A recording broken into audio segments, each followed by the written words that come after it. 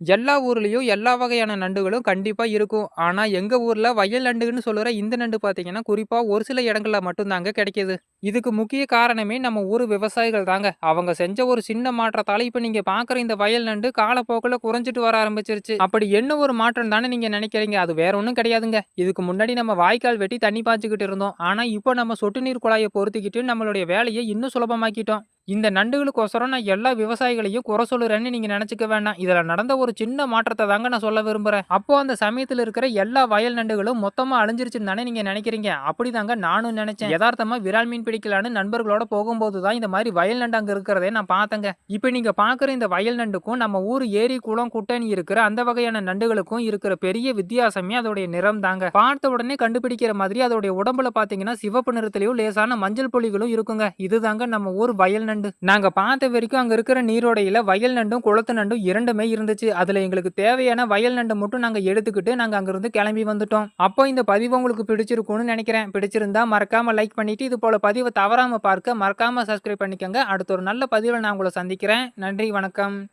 வட்ட வட்ட பாறையிலே வரகரிசி தீட்டையிலே சொந்தமுள்ள அத்தை மகளே டக்கு முக்கடுக்கு தானும் நீங்க சோறு கேட்டு நிக்கலாமா டக்கு